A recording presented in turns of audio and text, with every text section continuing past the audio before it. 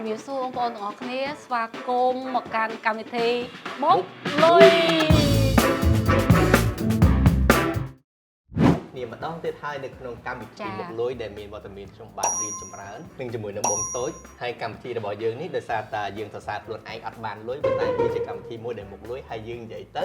ដឹងតែមានអ្នកទេសនាដោយសារតែយើងចែករំលែកតាក់ទងជាមួយនឹងបទពិសោធន៍រឿងរ៉ាវហិរញ្ញវត្ថុកុំឲ្យកើតមហារាជហិរញ្ញវត្ថុរឿងលុយកាក់បងប្អូនហើយថ្ងៃនេះយើងមានប្រធានបទថ្មីមួយទៀតហើយតើការបង់រំលោះហ្នឹងគឺជារឿងល្អដែរអត់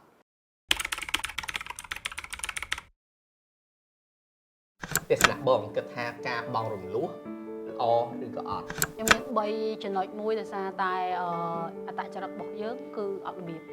ចាយអត់មានផែនការអានឹងនិយាយឲ្យស្មោះត្រង់មកមានប្រហែលចាយប៉ុណ្ណឹងចាយប្រហែលខ្លួនមូលហេតុដែលធ្វើឲ្យខ្ញុំចាយអត់របៀបហ្នឹងដោយសារខ្ញុំមានសម្អាងខ្ញុំមានអ្នកផ្ទះខ្ញុំមានបងអីចឹងខ្ញុំអត់ខ្វល់ទេ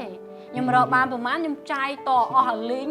ព្រោះអីពេលចាយអស់ខ្ញុំក៏សុំគាត់បានដែរអញ្ចឹងដោយសារយើងមានសម្អាងបាទចាហើយដល់ពេលយើងមានសម្អាងអញ្ចឹងទៅអាការចាយលុយពីមួយថ្ងៃទៅថ្ងៃទៅឲ្យក្មេងមកចាយអត់របៀបរហូតដោយសារយើងអត់ចេះពីអាការគ្រប់គ្រងលុយនឹងអញ្ចឹងណាបាទឥឡូវទី1យើងដោយសារចាយអត់របៀបចឹងបើយើងបង់លុះយើងអាចនឹងអត់ចាយអត់របៀបមានខំត្រូវចាចាយទី2ការបង់រំលោះយើងមានគោលដៅបាទមានគោលដៅច្បាស់លាស់ចាមានគោលដៅច្បាស់លាស់ហេតុអីមានគោលដៅច្បាស់លាស់ពេលយើងធ្វើអីក៏ដោយដូចយើងថ្ងៃហ្នឹងយើងមានគោលដៅថាយើងនឹងផលិតកម្មវិធីមុខលុយអញ្ចឹងគោលដៅរបស់យើងធ្វើម៉េចឲ្យផលិតឲ្យបានអាគុណភាពហ្នឹងវាជារឿងទី2ឯងអញ្ចឹងគោលដៅមានថាយើងមានគោលដៅច្បាស់លាស់យើងឧទាហរណ៍ដូចខ្ញុំអញ្ចឹងខ្ញុំបងម៉ូតូកាលនៅក្មេងខ្ញុំបងម៉ូតូអញ្ចឹងខ្ញុំមានគោលដៅថាអូខ្ញុំត្រូវតែបងម៉ូតូអញ្ចឹងខ្ញុំត្រូវប្រឹងថាគោលដៅរបស់ខ្ញុំពេលដែលខ្ញុំបងហ្នឹងបន្ទាប់ពីខ្ញុំរងសម្ពាធហើយខ្ញុំលែងចាយរហិតរហូតលែងអត់របៀបអ្នកផ្ទះក៏លែងគ្រប់គុំដោយសារយើងមានរលុយចាយខ្លួនឯងបានហើយវាល្មមចាយកុំចាយលុយអ្នកផ្ទះយូរពេកចាអញ្ចឹងដល់ពេលយើងមានគោលដៅយើងងើបពីដេកមកយើងងើបពីគេងមកយើងធ្វើអីក៏ដោយយើងប្រឹងមកថាអាចខ្ជិលបានទេក្តៅខ្លួនល្មមបងការអត់តន់បងមលុះអត់ទៅអត់ធ្វើការដូចវាថាចេះតែផ្ដល់លេសឲ្យខ្លួនឯងអញ្ចឹងទៅប៉ុន្តែយើងមានគោលដៅយើងមានអារម្មណ៍ថាទៅធ្វើការប្រឹងបន្តិចទៅយើងបើឲ្យតែយើងងើបពីក្រែទៅយើងមានម៉ូតូជិះអាចនិយាយមកថាដឹងថារស់ដើម្បីអីរស់ដើម្បីអីរស់ដើម្បី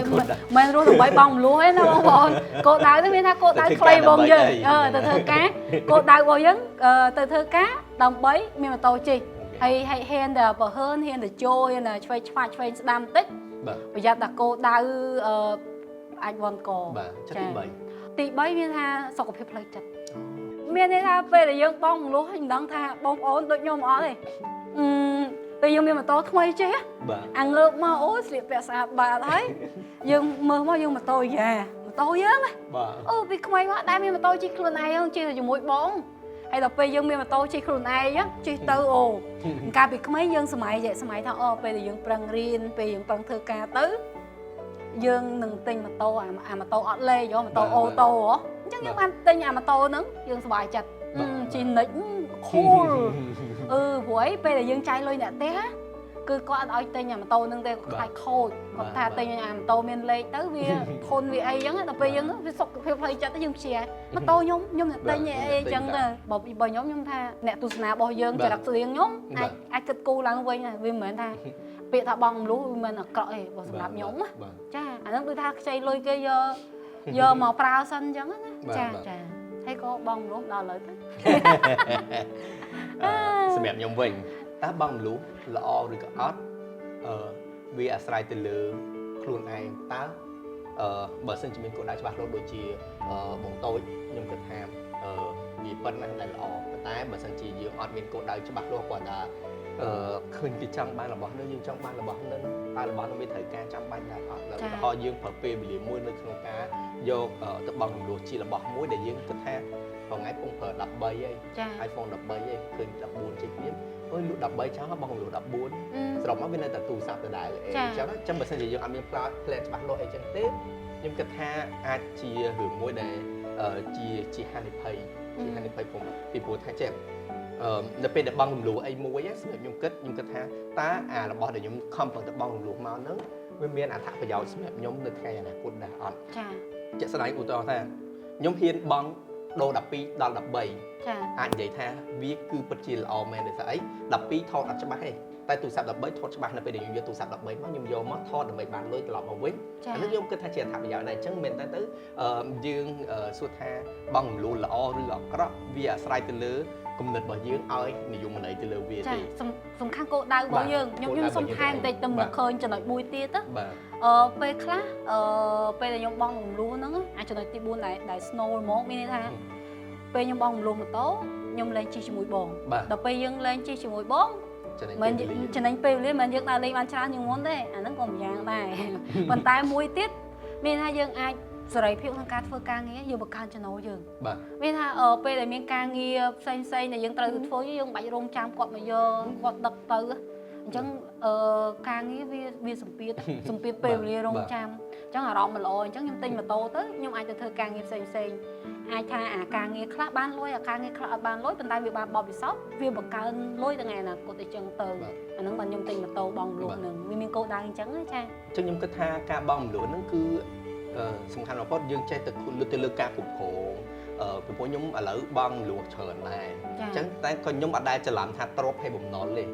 វាជាទ្រព្យហើយតែគឺជាក៏ជាបំណុលដែរអញ្ចឹងសំខាន់តែយើងមានសមត្ថភាពនៅក្នុងការទៅធ្វើអានឹងវិញអត់ត្រូវចាំថាឧទាហរណ៍ឥឡូវម៉ូតូមួយឡានមួយដែលយើងជាយាមនៅក្នុងការបងលក់បើសិនជាប្រាក់ខែយើងមួយខែ500យើងហ៊ានបងលក់ខែ400តាម100នេះដែលយើងនៅសល់នេះយើងអាចចាយមួយខែគ្រប់ដែរអត់ទោះបីជាយើងចាយមួយខែគ្រប់ចុះបើថ្ងៃសិនជាខែក្រោយយើងឈឺ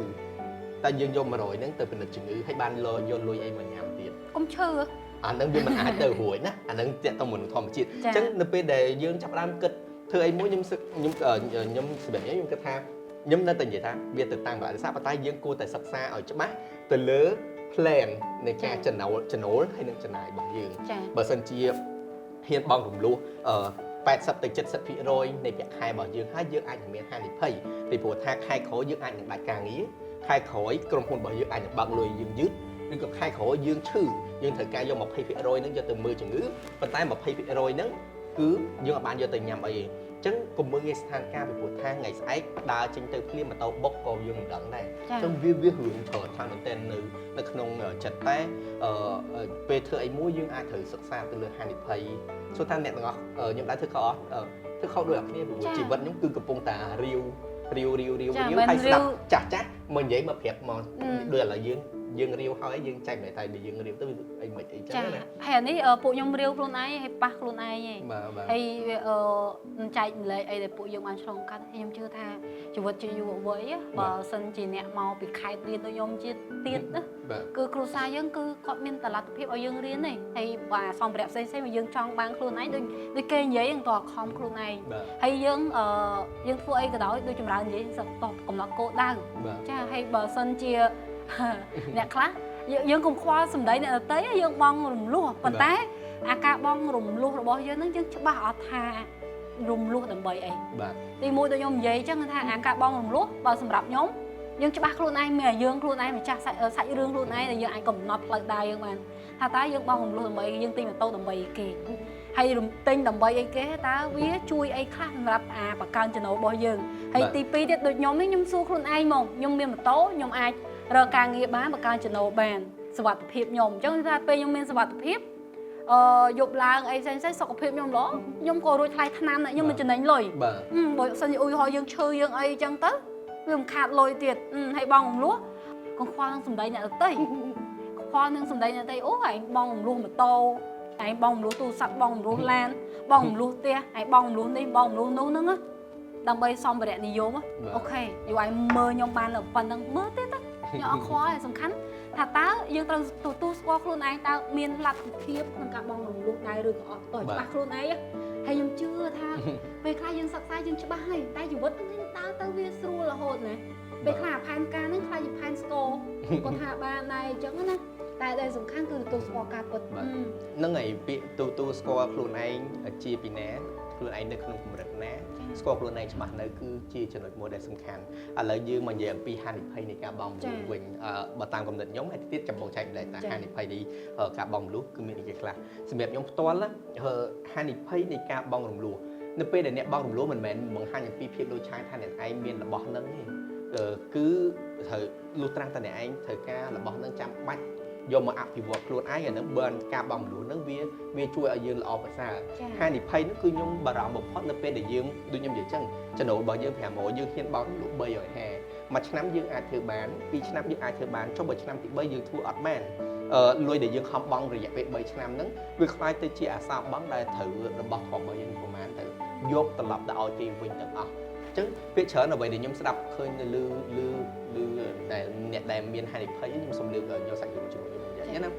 ពាក្យច្រើនថាអូខ្ញុំឃើញគ្រួសារគេមានឡានជិះខ្ញុំចង់មានឡានជិះដែរដើម្បីឲ្យមើលទៅតាមតួគ្រួសារគេឬក៏អញអាណិតកូនអញឲ្យកូនអញអត់ឡានជិះគេមានឡានជិះតែខ្លួនឯងឥឡូវអត់មានផ្ទះនៅអីផងហ្នឹងអញ្ចឹងអាហ្នឹងគឺជាចំណុចមួយសួរគិតថាតើអ្វីដែលជារបស់ចាំបាច់បំផុតនៅក្នុងការបង់លុយហើយហាមដាច់ខាតថាអូអានេះបង់លុយតែ100ហ្នឹងអានេះបង់លុយតែ50ហ្នឹងអានេះបង់លុយតានេះបូកចូលគ្នា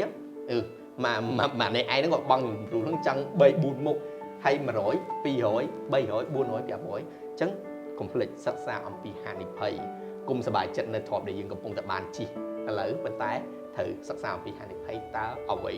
ដែលយើងនឹងជួបប្រទះយ៉ាងណាមិញអ្វីដែលយើងចែកម្លែកនេះគាត់ទៅជាបទពិសោធន៍របស់យើងមួយប៉ុន្តែដែលមានចំណុចមួយទៀតដែលអ្នកទាំងអស់គ្នាគួរយល់ដឹងដែរនៅពេលដែលយើងចាប់ផ្ដើមបង់រំលោះកន្លែងណាមួយកុំភ្លេចសិក្សាអំពីក្រុមហ៊ុនដែលយើងបង់រំលោះនិងរបៀបនៃការបង់ការប្រាក់របស់ក្រុមហ៊ុននឹងដែរព្រោះចំការយើងបង់500អញ្ចឹងទៅការប្រាក់វា300ហើយថ្លៃដើមដែលយើងបង់តែ200អញ្ចឹងសួរថាតើយើងសិក្សារបៀបម៉េចខ្ញុំមិនមែនអ្នកធ្វើការនៅធនាគារទេ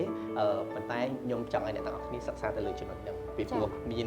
របៀបនៃការបង់ខ្លះគឺបង់ប្រាក់ដើមបានច្រើនជាងការបង់ការពេលខ្លះ